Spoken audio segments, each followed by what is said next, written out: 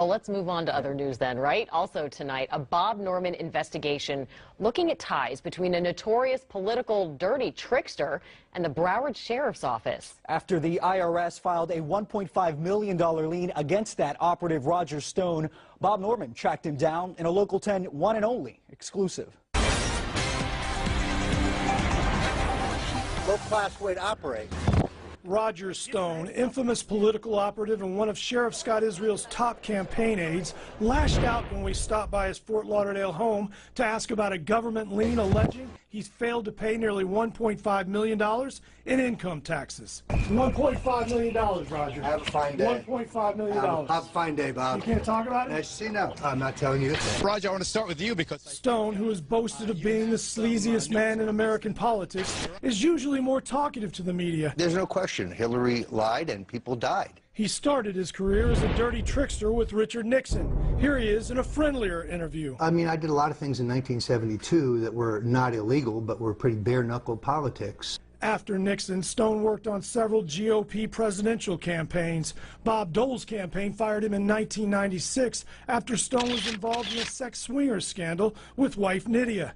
During the 2000 Bush-Gore recount, he claimed to have orchestrated the GOP's so-called Brooks Brothers riot at the Miami-Dade elections office. And he gained local notoriety when he joined forces with now-imprisoned Ponzi schemer Scott Rothstein as his political director with an office at the RRA firm. It was highly suspect for quite a period of time. With Rothstein, Stone worked to help elect Sheriff Al Lamberti over Scott Israel in 2008.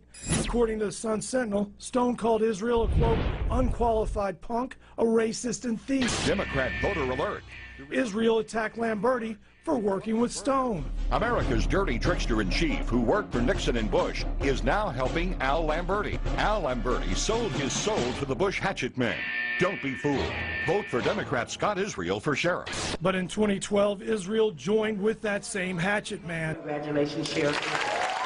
And after Israel was elected, he put 3 of Stone's cohorts, Diane Thorne, Mike Colapietro, and Jen Hobbs, on the BSO payroll. Here's a photo of Stone, Thorne, and Hobbs together. But this visit was all about those unpaid taxes. Oh, yeah. Then Stone's wife came out and tried to hit me with the car cover. It wasn't very nice, Nydia. Then Stone reemerged. Are you a tax cheat, Roger? Tell me. Hey, Bob, any retractions today? Do you ever No. get anything right? I talk to real journalists, Bob, but you're not a real journalist. You're a hitman, and you rarely get it. I thought you were a hitman, No, Roger. no, you're the hitman, Bob. You brag about being a hitman.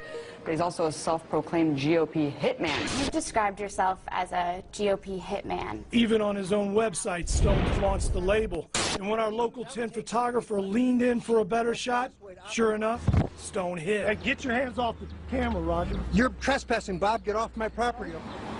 You know that's assault, right? He left with a message for the camera. You just saw my visit with Stone. Now tomorrow night, see the spin that Stone, the dirty trickster, puts on it. He's been ramping up his smear machine in South Florida, much of it on a website tied to Sheriff Israel. Bob Norman, Local 10 News.